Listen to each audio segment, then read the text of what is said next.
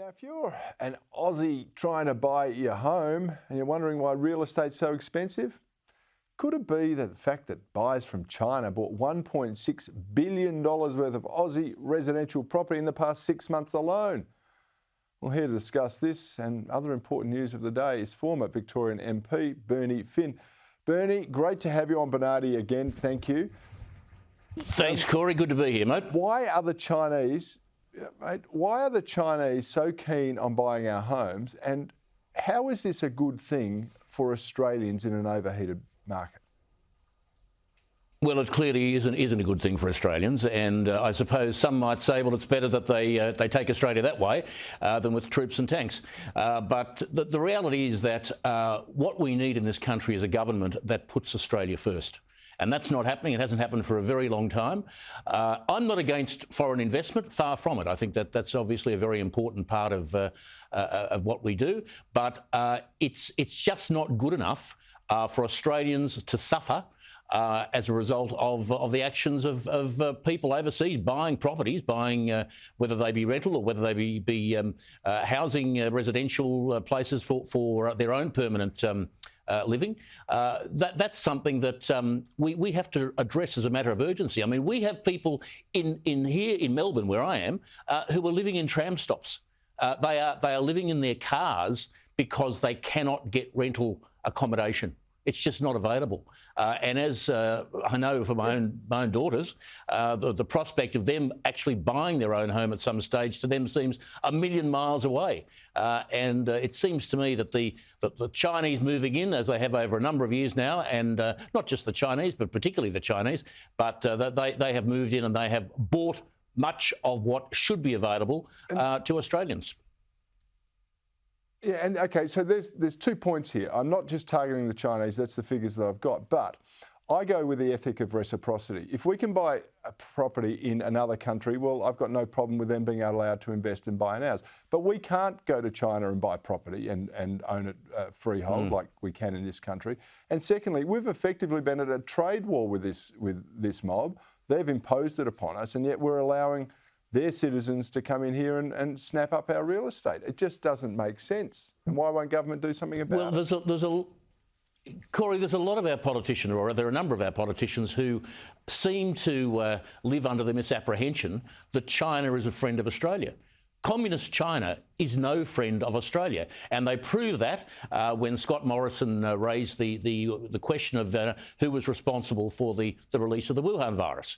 And we saw what happened, we saw what they did to Australia. They made it very, very clear that they were no friend of Australia, and they are no friend of Australia. For us to be going out of our way to, I suppose, look after them in special ways, to my way of thinking, is just insanity.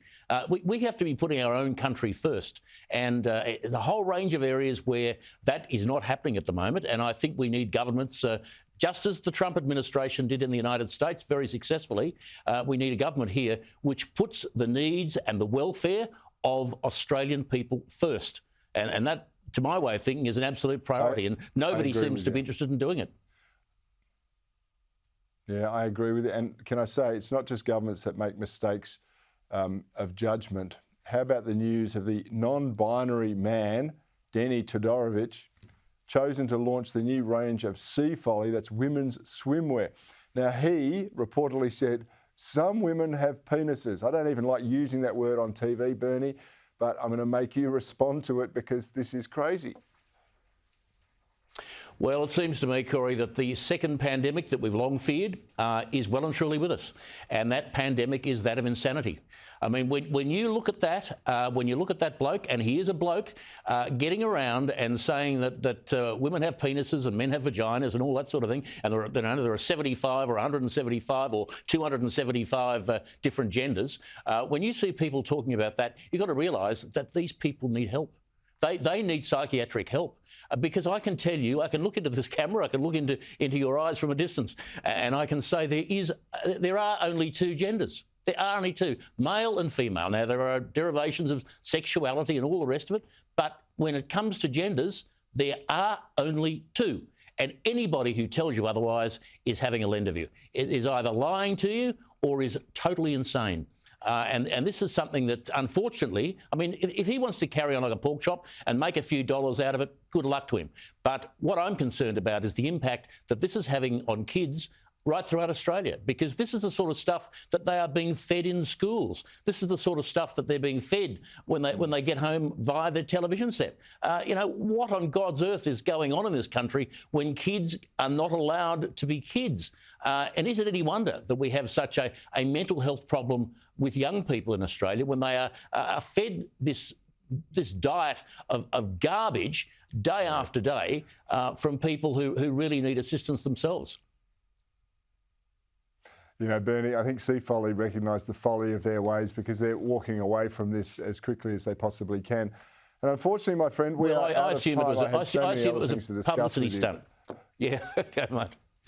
Yeah, Go Tigers. And they got the publicity they needed, and we'll have to get together again and talk about some of the other issues that we should be focusing on. Bernie Finn, thanks so much for your time tonight. I really appreciate it.